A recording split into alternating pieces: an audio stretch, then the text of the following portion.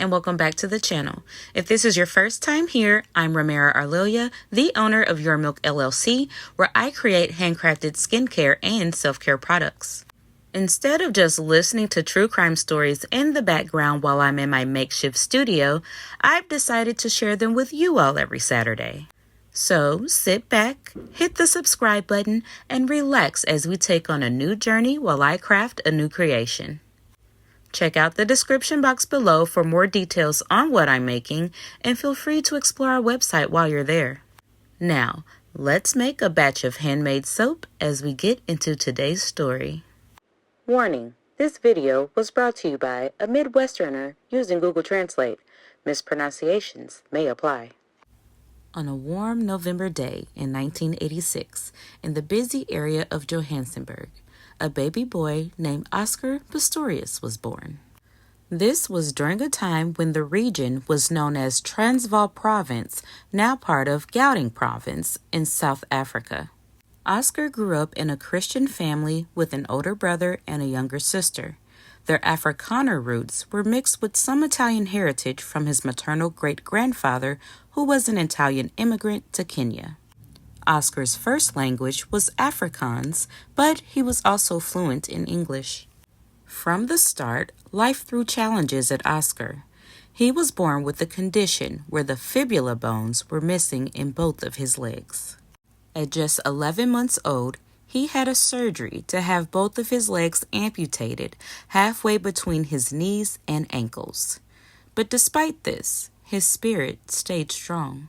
During his school days, Oscar showed an interest in sports. He played rugby for his school's team, and between the ages of 11 and 13, he played water polo and tennis at a provincial level, and even tried Olympic wrestling at the club level. His training took place in a garage gym where the owner said that he was so impressed by Oscar's drive that it took him 6 months to notice that Oscar had no legs. In June of 2003, Oscar's rugby career was cut short by a serious knee injury.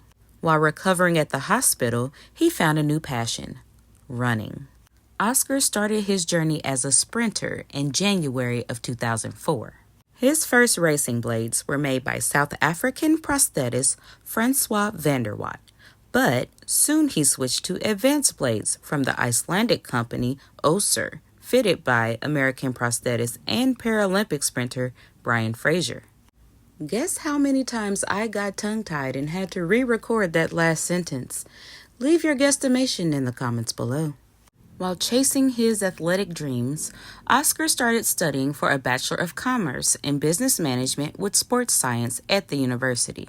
In an interview with his university's website in June 2008, he joked about his extended timeline for graduation thanks to his intense training, with the motto that went, "You're not disabled by the disabilities you have. You are able by the abilities you have." Oscar Pistorius set out to prove that his physical limitations wouldn't define his potential.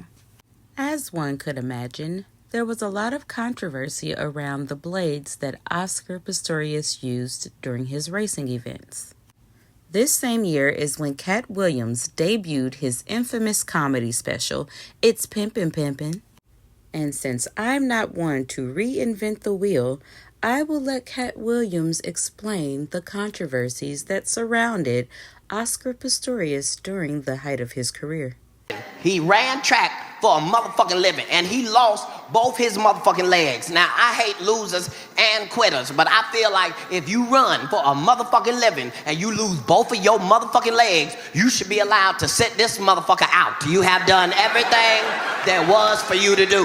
And this motherfucker on some gangster shit decide not only is he gonna walk again, he decide he gonna fucking race again. Now you got to be in tune with your fucking star player to pull this shit off, because they made him some aluminum racing legs and shit look like bent back paper clips and shit. Just don't try to act like something wrong with me. Some of you motherfuckers saw the story. You know what the fuck I'm talking about.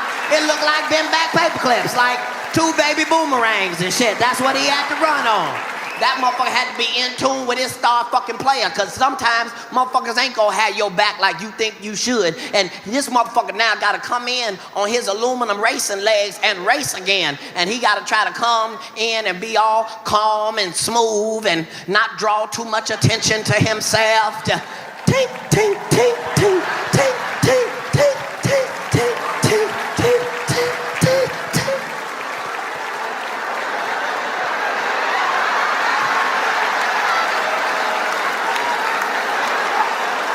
Motherfuckers fucking with him and shit. Yeah, you gotta go over there and sign up first before you race. Okay, motherfucker. Tink, tink, tink, tink, tink, tink, tink, tink, tink, tink, tink, tink. Yeah, they said I gotta sign up first. It's no sign up at all. Tink, tink, tink, tink, tink, tink, tink. He all at the starting line, you know, motherfuckers fucking with him, doing all sorts of unnecessary exercises with their legs and shit. Just on your mark.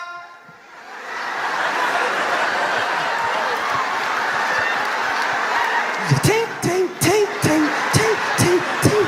And the craziest fucking thing happened. This motherfucker not only started running, this motherfucker started winning. And you know a hater can't stand a goddamn winner. And the last place you want to be in a motherfucking foot race is behind the motherfucker with no goddamn foots. That's the last.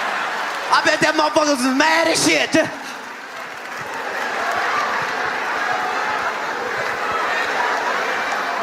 My legs tired. Ain't your legs tired?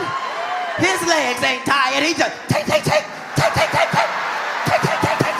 Just paper clips and sparks everywhere. Just take. But you gonna have to be in tune with your star fucking player, because these haters do not play fair. These hating ass motherfuckers at the Olympic Committee let this motherfucker race and then waited till he won and then disqualified him and said, and I quote, he had an unfair advantage. Are you talking about the motherfucker running with no goddamn legs? Is that who the fuck you talking about? Poor little tink tink. Think about that when you think you having a bad goddamn day. Poor little tink tink. Ain't that a bitch? Oh, but that did not stop poor little Tink Tink. Because in January of 2011, Oscar Pistorius hit the world stage, winning 3 IPC athletic world titles in New Zealand. However, his 7-year unbeaten streak in the 100 meters came to an end when Jerome Singleton beat him. Determined to get back on top, Pistorius won at the BT Paralympic World Cup in May, clocking 47.28 seconds in the T44 400 meters and 11.4 seconds in the 100 meters, confirming his spot as the world's leading Paralympic sprinter. That summer, Pistorius raced in several non-disabled events, posting times under 46 seconds. At the 19th meeting in Italy on July 19th, he set a personal best of 45.7 seconds in the 400 meters. This time secured him the A standard qualification for the World Championships and the Olympic Games, making him the 15th fastest runner in the world. On August 8, 2011, Pistorius received the thrilling news that he'd been picked for the South African team for the World Championships in South Korea to compete in the 400 meters and the 4x400 meter relay. In the heats of the 400 meters, he ran a solid 45.39 seconds, making it to the semifinals. But his time of 46.19 seconds in the semifinals wasn't enough, and he was out of the competition. In the 4x400 meters relay heats, Pistorius ran the first leg, helping South Africa reach the finals with a national record of 2 minutes 59.21 seconds. However, he wasn't chosen for the finals because his split time was the slowest. Athletics South Africa kept him in the first leg for quote-unquote safety reasons. Though initially disappointed, Pistorius later tweeted, "Haven't been included in final, pretty gutted." But he congratulated his team, saying, "Well done to the SA 4x4 meter team. It was hard watching, knowing I deserved to be part of it. Despite not running in the final, Pistorius earned a silver medal for the heats, becoming the first amputee to win a non-disabled World Track medal. He said, "I really enjoyed the whole experience. I ran my second fastest time ever in the heats and was pleased to reach the semifinals. In the relay, I was thrilled to break the South African record, and hopefully my name will stay on that for a long time." On July 4th, 2012, the South African Sports Confederation and Olympic Committee announced that Pistorius was on the Olympic team for the 400 meters and the 4x400 meter relay. At the 2012 Summer Olympics Games, on August 4th, Pistorius made history as the first amputee runner to compete in the Olympics. In the 400-meter race, he finished second in his heat with a time of 45.44 seconds, his best that season, and advanced to the semifinals on August 5th. In the semifinal, he finished 8th with a time of 46.45 seconds. In the 4x400-meter relay heat on August 9th, the South African team was initially disqualified after the second leg runner fell before passing the baton to Pistorius. South Africa was allowed to advance on appeal due to interference by a Kenyan athlete who caused his teammate to fall. The team finished 8th in the final on August 10th, with Pistorius running the final leg in 45.9 seconds. He was chosen to carry the South African flag at the closing ceremony. Oscar Pistorius and Reeva Steenkamp first appeared together at a glamorous award ceremony in South Africa. Even though Reeva, a former FHM model, claimed they were just friends, their chemistry was undeniable. Soon, the media dubbed them South Africa's golden couple. Their relationship, starting in November 2012, was intense but short-lived. Just 3 months later, the world was stunned to learn that Reeva had been shot dead by her boyfriend, Oscar Pistorius. The couple's romance, once the focus of media adoration, became a scandal when Pistorius' ex-girlfriend, Samantha Taylor, claimed Reeva was the reason for their breakup. What was once a celebrated love story turned into a public spectacle of heartbreak and scrutiny. In the early hours of February 14, 2013, a tragic event unfolded at Oscar Pistorius' home in Pretoria. Keeping in mind that this story is taking place in South Africa, they said that evening was particularly hot. One of the defining moments to me in this case was that Oscar decided to open a window and prop a fan against it in order to cool off his home. The only information I could really find that was happening that night between Oscar and Reeva was that Reeva had presented him with an early Valentine's Day card that read, "I think today is a good day to tell you that I love you." Now, one thing that I always say is history is told by the victors. So we do not have Reeva's side of this story. This is what was presented in court. So I would like to keep that in mind because I couldn't find anything about necessarily what Oscar was doing or where his mind was during the evening. Just that he was presented with the card and Reeva decided to do some yoga before they retired that evening to bed. So at some point in the middle of the night, Oscar decides, I guess his house is cool enough, so he plans to get up and take the fan out of the window. After doing so, he closes it and believes he hears a thud in like the hallway or somewhere close to the bedroom. They said that his house was being repainted, so there were like random ladders around his yard. So what he thought he heard was a ladder being propped up against the side of his home. He tells Reeva, again, middle of the night, it's supposedly dark, lights off, so he tells Reeva, hey, keep quiet. I guess he's going to go investigate what's going on. Forgot to mention at this point, he also supposedly doesn't have his prosthetic legs on.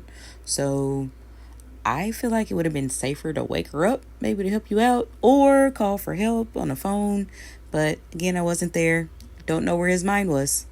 And he's also been without his legs since he was 11 months old, so maybe he can get around better than what I'm imagining. Anywho, so he reaches under his bed, grabs a gun, and he hears the noise again. But this time it's coming from the bathroom.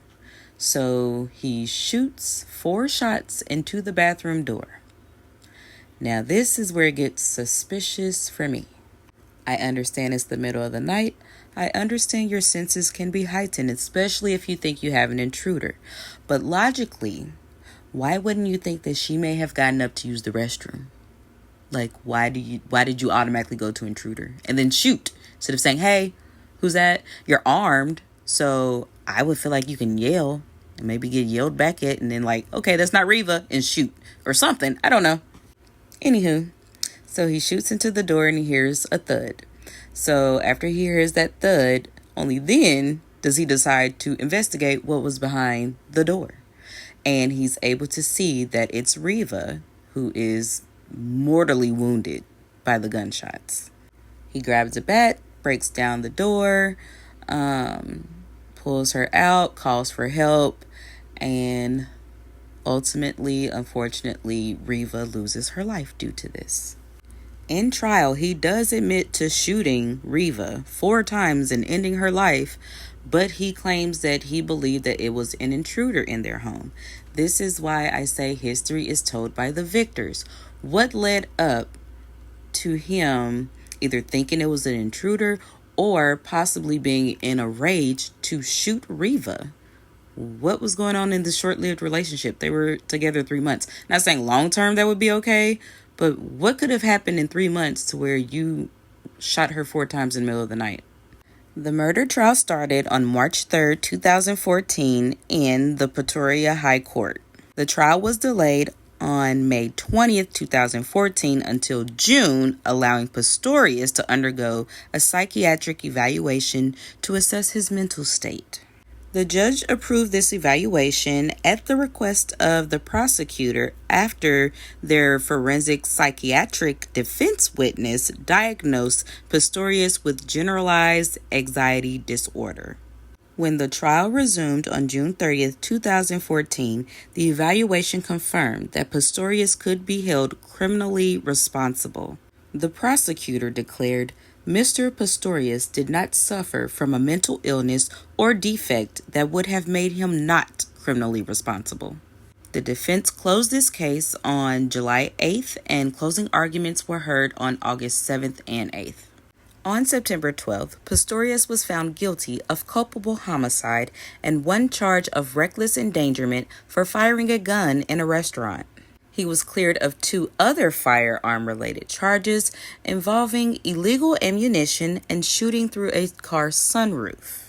On October 21st, 2014, he received a maximum 5-year prison sentence for culpable homicide and 3-year suspended sentence for reckless endangerment. I would dive into the restaurant and the sunroof part, but this video is about Reeva. So, if you do have some insight on that and you would love to share your thoughts with us, please leave it in the comments below. In June 2015, Pistorius was recommended for early release as early as August. South African Commissioner of Correctional Services said Pistorius could get out under correctional supervision after serving a 1/6 of his sentence. His release date for house arrest was set for August 21st, 2015, based on good behavior and the view that he was not a danger to the community. Sounds like he was.